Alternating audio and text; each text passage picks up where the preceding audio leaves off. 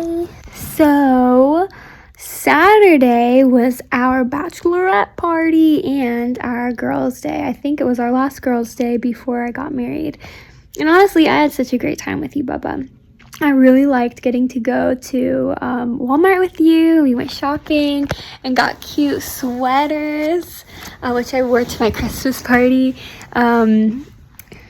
I really loved getting to, eat those yummy Ferrero Rochers with you and go get bows and go to Kohl's and do that terrible Cheez-It gingerbread house cheese flavored cookies. What? That was stupid. When we went to Target and we just walked around, it was really fun, and I really loved getting to do it with you. And even just the bachelorette party was so much fun. I was telling Doug and Crystal the other day, it felt like my last night as a kid with my friends, kind of like doing one last sleepover, and I definitely believe that is what Mommy was going for, but that's definitely how it felt, is just getting to, it kind of felt like it has felt like my last week as a kid. And it's so weird because I know Annie Banks says that in Father of the Bride, but that's how it feels. It definitely feels that way, but I'm glad that I've gotten to spend it with you and that I've gotten to share such beautiful moments with you and Mommy and Daddy and my friends, just leading up to the next step in becoming an adult. And it's just, I'm really thankful for it. I'm thankful for you, and I'm thankful for who you are, and I'm thankful that you're my sister. And even just the other day, I know I was on the phone with Sebastian when you told me this, but I still heard you. I'm always listening. You said, I wrote down my speech on my notes app, and oh my gosh, like that literally just, like, I just wanted to cry when you told me that. It was just so sweet and just so precious, and it made me very grateful for you because you're just so precious, Bubby, and I'm grateful to have a sister who loves me so well and who goes on girls' days with me, and we make fun memories together and videos. But yeah, I am grateful for you, and I'm grateful for this last few days in the house with you, and thank you for making these memories so beautiful, and thank you to Mommy and Daddy for making them beautiful too.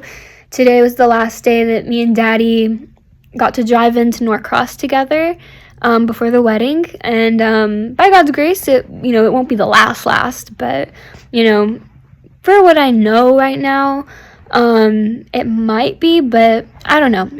I definitely want to continue to drive in with Daddy and have lunches on Tuesday at Staff Chapel. But I think I'm just seeing everything through that lens, like, oh my gosh, this is my last time seeing my friends before the wedding, or this is the last time I'm at church before the wedding, or this is the last time I sit on this couch before the wedding. So it's just like not wanting to take anything for granted, not wanting to, move too quickly past anything. And I've really loved getting even to watch movies like Migration and Jack Frost, and even though it was so weird with you guys and Angelina Ballerina. But I love you guys, and I really, really am grateful for the family that I have, that God has given me. And you guys have just been the best family, and you still are. And I love you, and I hope that I am as good as a wife as Mommy, and that I am as good as a friend as you are, and I hope that I am as great as a leader as Daddy. And you guys just all impact me very much and have impacted me very much, and I am excited to see how I'm going to carry each of the lessons and the beautiful things that you have taught me into becoming a wife. And making me emotional. I'm gonna go before I cry. I love you. But you're my best friend. You, Mommy, and Daddy are my best friends, and you will always be my best friends. I love you guys. Mwah. Slow motion kiss.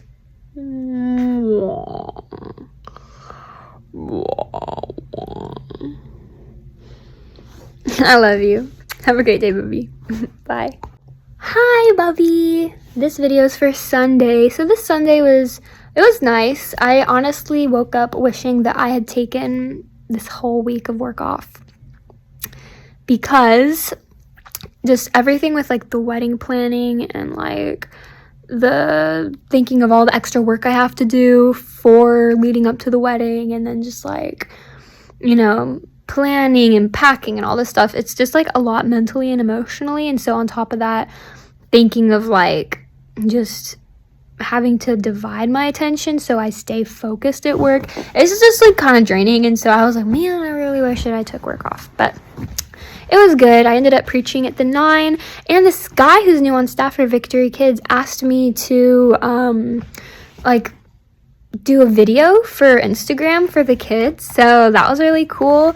And I just was like, oh my gosh, like this is also my last Sunday before church, and the volunteers, you know, who are here won't, the next time they see me, like I'm gonna be married, like this is the last time they see me single. And just Crystal wasn't there also because she was out of town, and so it was just me and Doug, and so just lots of stuff, but it was a good Sunday. And then after, Sebastian and I went and got Umaido and stuff, had our last date before the wedding. But there was a situation that happened at church where I had a volunteer come up to me, and she was just like, you know where like you're so upset, like where you're on the point of like tears, and you can just kind of feel it stinging your eyes? Like she looked like that. She wasn't crying, but you could kind of see the tears right there. And so she comes up to me, her name's Amanda, and she's a very sweet lady, but I'd never seen her upset before. And so she just comes up to me, and she was just kind of like that, and she was like, Selah, I just need to tell somebody this, you know, somebody who works here, can't find Doug, can't find Crystal, but if you could please, you know, help me with this. We had 3 children back to back in the 2-year-old room have accidents, and the parents didn't tell us that they weren't potty trained, and one of the parents also didn't tell us that, you know, their child had allergies to all the snacks that we have in the room. And then like we only had 2 teachers, and so we didn't have enough volunteers in the room to like help clean up everything and like change kids' clothes. And she was like, you guys just don't give us enough volunteers, and the parents, they just miscommunicated everything. And I just kind of let her talk, and I was taking notes of stuff that I wanted to address in my brain, but I let her talk, let her vent, because she was upset. And after, I said, I'm so sorry that happened. I am really sorry that it was a hard day in the 2-year-old class at the 9 a.m. service, and that you had to, you know, go through that. You know, I told her, I was like, you know, I will make sure that, you know, it gets updated in the system that those kids need to be potty trained, or, you know, they're not potty trained and that they have allergies and stuff like that. In regards to volunteers, you know, that's actually something that we've been really trying to build up, because our volunteer team for the 9 a.m. is really low, and we actually have 20 people every week who cancel on us, and that's a big chunk of people. And so if that's something that you're feeling frustrated about, please pray with us that God brings increase in that. But I was like, you know, I'm sorry that, you know, you had a rough day, that it was overwhelming, but we're so glad that you're here. And, you know, we just kind of wrapped up the conversation. She ended up going home, and I told my team about it. But it was just a reminder for me, you know, you don't know what someone's going through. You know, I could have easily gotten on the defense and been like, well, you know, they're 2, you know, 2-year-olds aren't ever really potty trained, you know, or, you know, you should have been watching them more closely, or you should have been, you know, asking them if they needed to go to the restroom, or you should have asked the parents before they dropped them off if they had allergies, and all these things. I could have easily pointed fingers or gotten offended or defensive. You know, oh, you're saying we don't give you enough volunteers? Like, well, blah, blah, blah, blah. But, you know, and she even said it herself that, you know, Sundays aren't always like this. But she also said that she's a mom with kids. She's a full-time teacher on the week, like on the, you know, days of the week. And so I don't know what she's going through and what she does go through on a daily basis, but she shows up, and, you know, that is kind and sweet. But, you know, in that moment, she was feeling really overwhelmed, and I could have easily just listened to her words and gotten defensive, but the key is seeing past someone's words and seeing to the actual person of, okay, this person's upset. Why are they upset? Could something be going on at home? Are they having a rough day? Did they just not eat breakfast? You know what I mean? And they're, kind of taking it out. Did even I say something or do something that, I'm not aware of? It could be anything. But treating people with continued grace and kindness, even if someone's frustrated or says something to us that rubs us the wrong way, that's something I've had to learn and I'm still learning. Learning how to respond well. Because I'm proud of the way I responded. I feel like the Lord really helped me show her grace and kindness in that moment. But just remembering, okay, this person has come to me, just not like aggressively, but in a sense, yes. What do I do? My only solution, my only answer is to respond like Christ. How do I respond like Christ? I ask God, please help me to respond to this person. And I think, how would Jesus treat this person right now? Thinking of it through that lens has really helped me in a lot of situations, whether it's a child I'm losing my patience with, or it is a difficult coworker, or a family member that I'm not getting along with right now, or, whatever.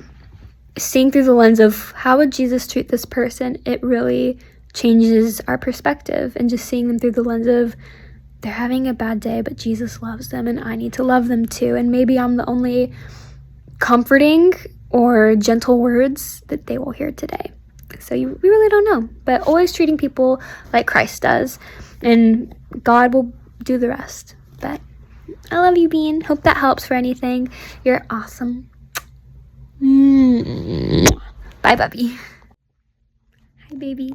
So this video is for yesterday, which was Monday, November 17th.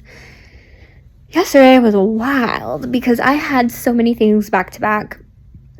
This week I have to work an extra hour to 2 hours a day because I'm taking a half day on Thursday because we have the rehearsal on Thursday and I have stuff to do, and then there's Friday, the wedding and all that. So extra work. And then after work yesterday, I had a very important meeting with my coordinator and decorator, Cindy and Ashley.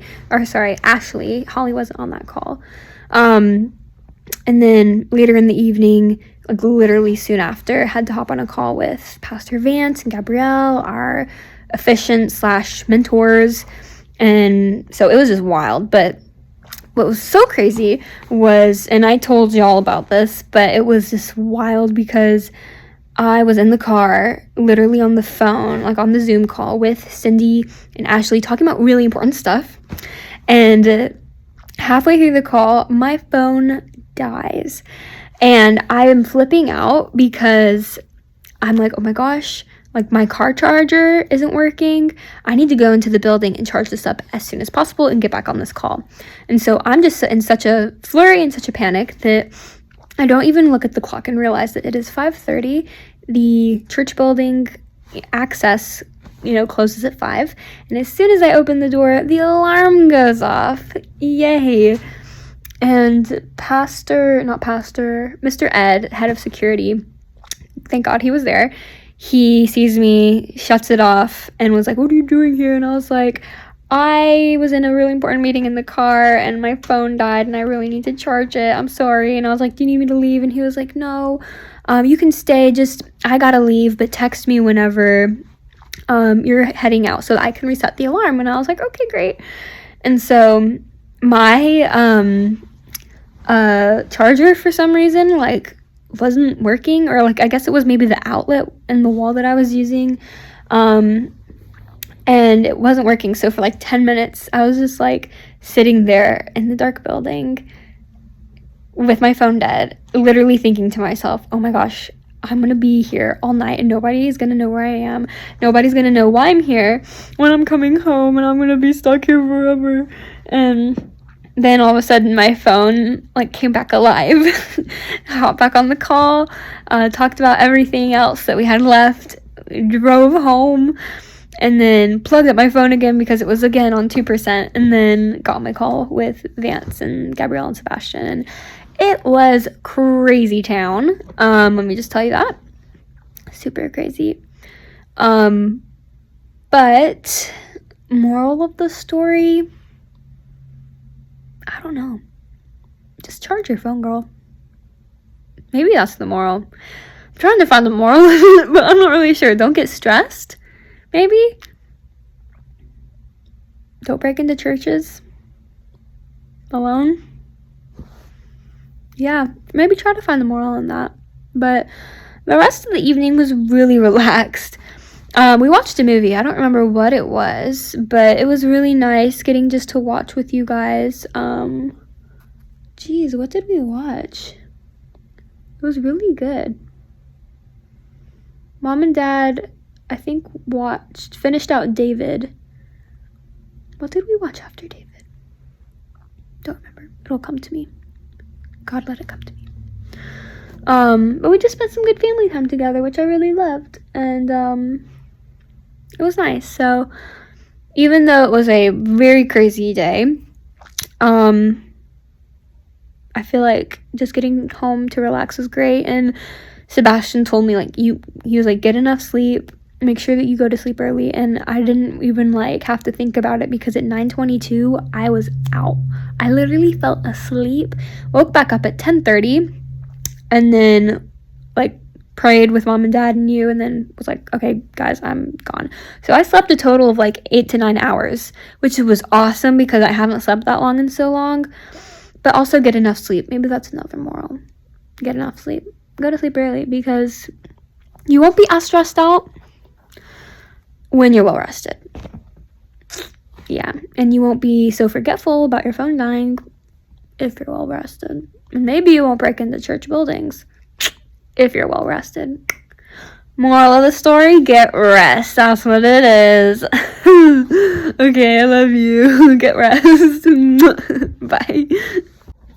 Hi little one, this video is for today. So today I had a long day, 7-hour day full of meetings, and it was wild, but it was super fun. I've had so many people come up to me and stop me to talk to me about the wedding. If I had $1 for every time someone said congrats on your wedding, I'm so excited for you, or how many days, I would be a millionaire. Because I mean, I had to get to another meeting right after my first meeting, and I mean, I was almost late because people were like stopping me everywhere, and it was so funny. But it makes me feel encouraged, because it reminds me how many people just, love me and support me and, want the best for me, and that's just such a blessing, and that's great. But had a sandwich with some little cupcakes for lunch. This was in our meeting, and it was so good. This one is a white chocolate raspberry one, and this one is a strawberry and cream one. I was gonna give them to Dad, but Dad took a bite. Was like, it's too sweet for me, so I'm eating them, and they're really good. I don't think they're too sweet, but with some Cheez-Its. I finished my Cheez-Its, but the meeting was good. This is where I got the hat. We had an ugly sweater competition. It was between me and another girl, and the other girl won because she had tinsel all over her sweater. Everyone kept saying mine was just cute, not ugly. But we also made goodie bags for the kids for Christmas this year. I'm sorry, my video cut out because I'm using up a lot of storage with these videos, so I'm gonna talk fast. So yeah, we made a lot of gift bags, and then I worked on the guest list for this week, and then I've been working on the videos for you. I'm really excited for you to see these videos. I hope you love them. Yeah, I don't know what else to say because I don't know what to say when I feel pressured. My cupcakes are good. Cupcakes are really good. And someone gave me this Santa hat. But I don't know, Lord, what do I say? I love you. You did a great job, and I'm so proud of you, and you're the best sissy ever. And I had a good day, and I hope you're having a good day. A day full of cupcakes. So, cupcakes and Santa hats. But yeah. Yeah, I think that's it. I don't know. I'm trying to think of like a lesson or a value or a moral to give you. Remember the yummy cupcakes in every day. There's a yummy cupcake to be found in every day. So, yeah, have a good day. All right, we're going to the rehearsal dinner, or not rehearsal dinner, but the rehearsal. Gabby, what are your thoughts? It's crazy. What is a lesson that you have learned through all of this? Not to take time for granted. Not take time for granted? Yeah, I've learned the same thing. Mommy, what is a lesson that you have learned through this season? Ooh, she got new curtain bangs too, by the way. Just cataloging the day. To cherish every single moment of every single day with the people that you love. Yeah. Thank you for my browsing. What's up, kiddo? So today is the last day, the day before the wedding, and my last day doing videos to you. So I have really enjoyed getting to talk with you for these last 50 days, talk to you. I'm currently waiting for you and Mom to get in the car so we can go to Kroger. Today I had a meltdown, because I thought that these videos got deleted, and the idea of it getting lost really made me scared, because I think when I realized, oh my gosh, they could be deleted, it made me really sad. You're looking at me in a weird face. You little goofball, I love you. It made me really scared, because I realized I've been pouring out lessons and values and morals and just my heart to you the last month and a half, and it really felt like a stab in the heart thinking that it was gone, because it has felt like some of my last, not last, but in a sense, just lessons as your sister. And I'm still your sister, and I will still give you lessons and talks, but it felt different, you know, just,